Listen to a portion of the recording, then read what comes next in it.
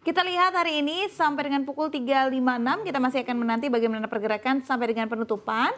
Tapi kita lihat memang sampai dengan detik-detik memang IHSG masih terus terkoreksi dan koreksinya memang cukup dalam, lebih dari 1%, tepatnya di 1,37%. Kalau tadi sempat menyentuh level 7.400-an, kini masih berada di level 7.300-an. Sebenarnya koreksinya tidak lagi sedalam tadi pukul 3 sore.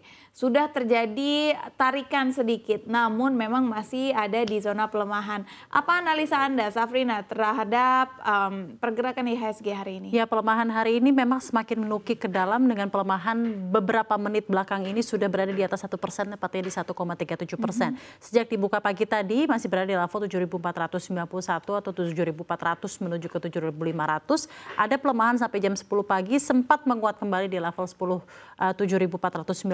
Jam 10.30, di jam 11 sampai sekarang terus mengalami penurunan dan koreksi, terutama terdalam ketika jam 13.30 tadi ketika ditetapkan bahwa ada breaking news yang dimana Donald Trump memenangkan Pennsylvania Electoral Votes yang semakin memiliki kemungkinan besar bahwa Donald Trump terpilih kembali lagi menjadi Pilpres Amerika Serikat, dan ini langsung tercermin di mana jam 14 tadi langsung ambruk ke level 7.400-an dan sekarang semakin terpukul lagi ke level 1,37%.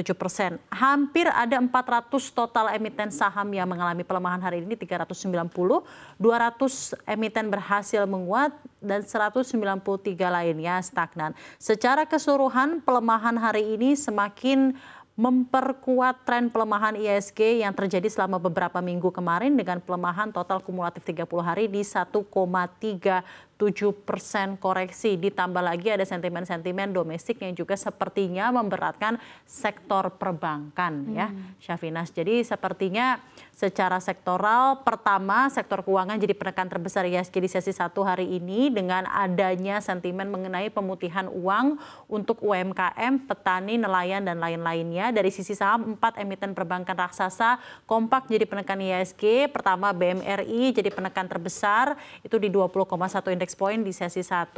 Lalu ada beberapa lainnya seperti BBRI dan juga beberapa bank yang juga terdampak mengenai sentimen domestik, pemutihan hutang UMKM yang bahkan kalau di total tadi sempat saya baca mencapai lebih dari 10 triliun, dan kita ketahui beberapa bank-bank himbara ini kan sangat menjadi pusat dari nasabah-nasabah UMKM yang ada di Indonesia. Maka dari itu tercermin pula di hari ini beberapa bank yang memang memiliki nasabah-nasabah UMKM, kredit UMKM, dan dengan sentimen bahwa hari ini diputihkan sudah firm oleh Presiden Prabowo Subianto, langsung tercermin ke pelemahan hari ini yang bahkan lebih dari 1%. Tadi kita lihat BMRI menyentuh 5%, BBRI juga hampir dari 2%. Closing bell sudah dibunyikan, Syafinas. Ya, kita lihat memang karena walaupun sudah dibunyikan tetapi tampaknya memang sekuat apapun tarikan yang terjadi tampaknya tidak ada perubahan yang begitu signifikan. IHSG terus berada di zona pelemahan, bahkan longsornya semakin dalam dan tetap berada ataupun bertahan di zona pelemahan, bahkan koreksinya menjadi 1,44% atau telah kehilangan 108 poin dan kini berada di 7.383. Memang sih secara angka ataupun secara level menjadi lebih baik, menjadi 7.383, tidak lagi di level 7.400-an. Kita kembali lagi berbicara tentang pemilu Amerika Serikat. Tadi ada sempat mention tentang 7.400 tentang pemilu Amerika Serikat.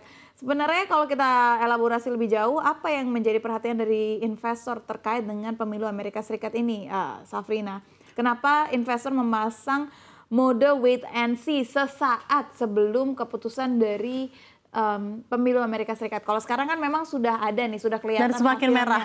Ya, semakin merah. Sekarang kan sudah ada hasilnya, sudah ada hasil, sudah ada keputusan Donald Trump. Walaupun memang belum diputuskan secara resmi gitu ya, belum ada pengumuman resmi, belum ada final call resmi gitu. Tapi kenapa sebelumnya masih ada mode wait and see dari investor? Apa yang mode wait and see tentunya sembari menunggu ya siapa sih yang akan menjadi pemenang di Amerika Serikat, apakah itu Kamala Harris atau Donald Trump.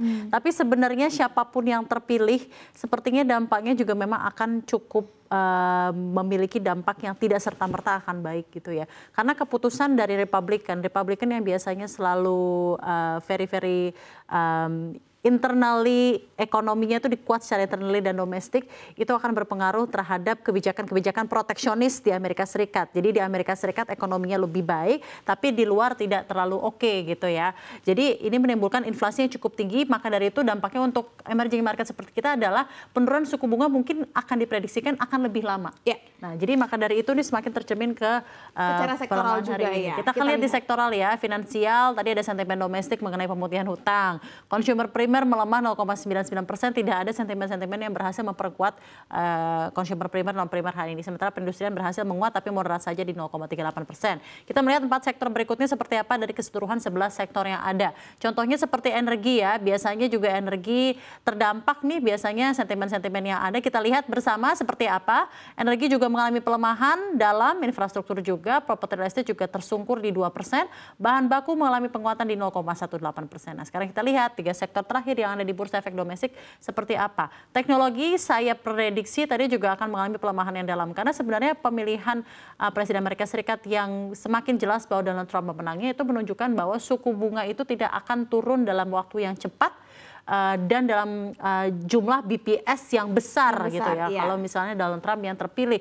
Dan maka dari itu era suku bunga tinggi yang mungkin tidak akan cool down dalam beberapa waktu dekat ini menunjukkan langsung terimplikasi ke sektor teknologi yang sangat terdampak oleh sektor tingkat dari suku bunga gitu ya, Chef ya. Jadi implikasinya higher for longer ini masih akan terus bertahan dengan waktu yang lama. Iya, betul. Transportasi logistik juga mengalami pelemahan 0,6 dan 0,49%. Dan mungkin kita lihat saja nih, per hari ini di XY itu sudah berada di level berapa. Karena penguatan di XY itu semakin memperkuat argumentasi bahwa kebijakan-kebijakan regulasi yang akan dikemukakan oleh presiden berikutnya itu Donald Trump ini memang akan semakin internal atau domestic centered gitu ya. Kita lihat DXY saat ini berada di level berapa sekarang, tapi intinya kalau misalnya sekarang rupiah itu menyentuh level 15.800-an, ada penguatan di DXY yang cenderung signifikan ya. Maka dari itu berpengaruh ke penguatan hari ini. Sekarang di 104.